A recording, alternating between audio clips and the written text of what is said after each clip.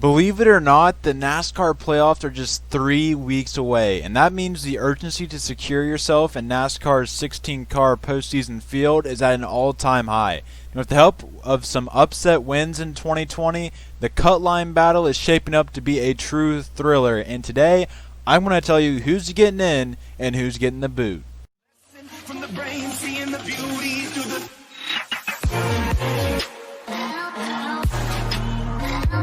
What is up, YouTube? Welcome back to the video, and today we are going to be talking about the playoff cut line battle, and I want to give my predictions on who I think will be making it to the playoffs and who will not be making it to the playoffs.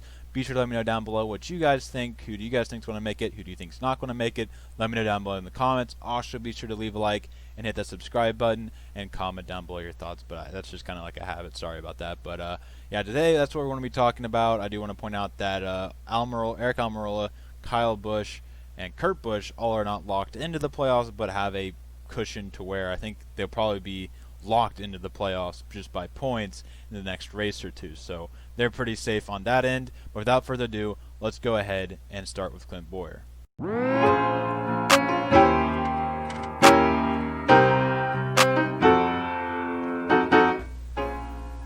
I have to say I am surprised at Clint Bowyer being this, far up in the good. If we're being honest, he hasn't been the most consistent this season, but still finds himself 60 points to the good on the cutoff line.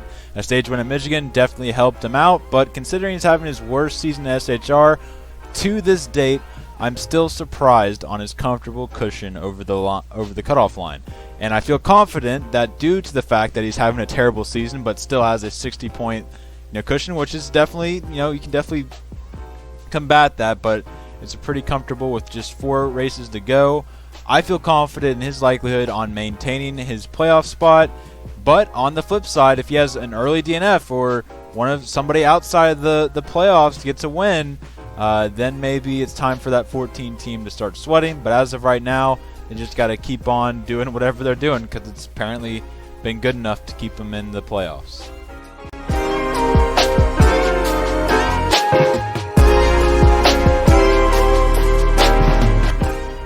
The 21 team's current 58-point cushion over the cutoff line is a product of the consistent top 15 finishes they get week in and week out, combined with the help from the stage points that they earn. This season reminds me a lot of Ryan Newman's 2019 season and the 6 car. Both are Ford, but no, both are teams that aren't top-tier equipment, but both drivers were consistently finishing in the top 15, didn't have really any races where they finished outside the top 20, and just consistently got results and were able to point their way in. Like Bowyer, unless there is a fluke winner or an early DNF, I think Wood Brothers Racing will be able to capture their first playoff berth since Ryan Blaney was behind the wheel. But we got Daytona coming up and the Daytona Road Course, so fluke winners are definitely not out of the question here. And a side note, if Cindric replaces Matt DiBenedetto this year, there will be riots in the streets, let me just tell you, and I will be spearheading those riots.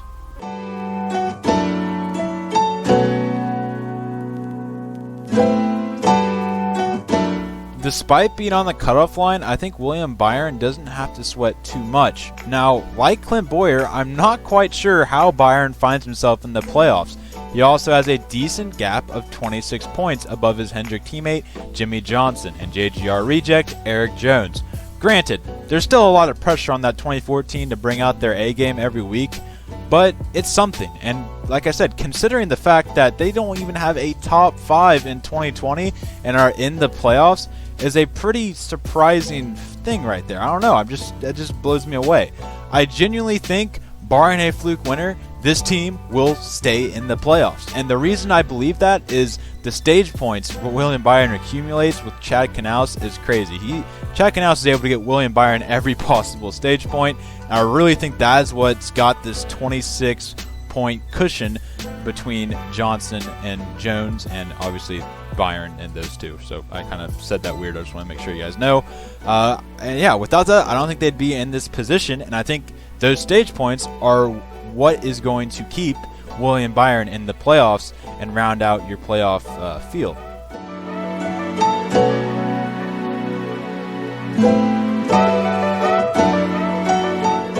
Next up is looking out of the playoffs, and that is Eric Jones. And do we really need to discuss just how disappointing Jones has been this season? I honestly don't blame Gibbs for giving Jones the boot in favor of Christopher Bell, as Bell has been matching Jones's performance over the past couple of weeks. With that being said, I think Jones is insanely talented, and hopefully a change of scenery will light a fire under the former JGR prospect. Also, I don't see this team making the playoffs without a win, as today they ran top 5 all day long but ended up out of the top 20. If they want to pass Byron, they're going to have to finish in front of the 24 machine in every single stage possible and not finish 20 spots behind him.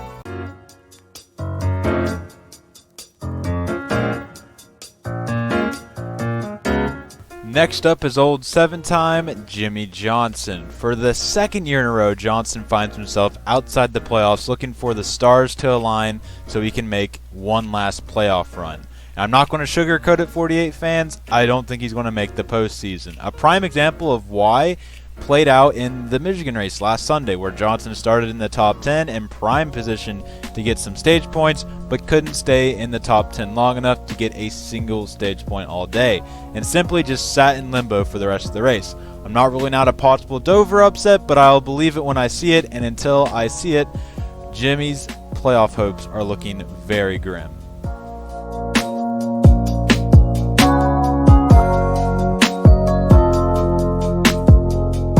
Next up is the actual Rookie of the Year, the 2020 real Rookie of the Year, as I'd like to call it, who had a rough weekend at Michigan. Despite looking fast early in the first race, he finished 18th after running into early issues, and then finished 14th on the second half for reasons unknown. You can't help but think that the loss of a likely top 5, and who knows, maybe even a win at Phoenix, which turned into a DNF, is currently reaping its havoc on the 8 team now, as the gap of 36 points to the cutoff line means they need some luck to point their way in, but a race win would definitely help as well, and isn't out of the question for this team.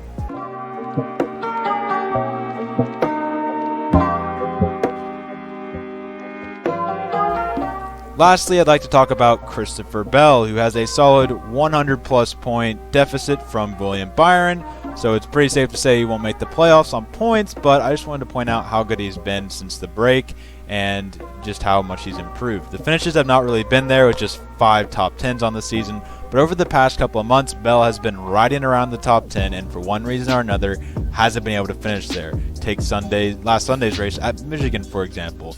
Bell was in the top 5 for most of the first 2 stages, and rode in the top 10 in stage 3, but ended up in 13th position. This has been the story for a lot of races. New Hampshire, he was in the top 5, finished outside the top 20, the list goes on and on. All in all, I'm not sure what the reason for that being, but he just hasn't been able to, I guess, finish races. But still, maybe it's a little bit of him being a rookie, combined with the fact that he's at Levine Family Racing. I don't know. Hopefully when he gets to the 20 next year, because, come on guys, he's going to the 20. Hopefully he's able to finish races, and who knows, maybe even win a couple in that 20 car. I'm interested to see,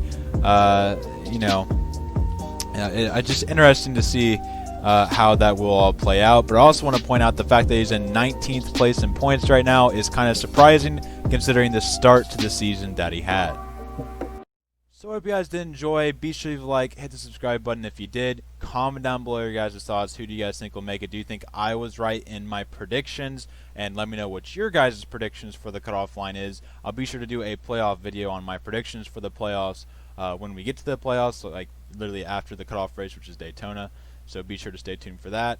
But that's all I got for today, so I'll see you guys in the next one. Peace out. Yeah, stop wasting my time trying to get mine, get out the way, move, trying to get paid.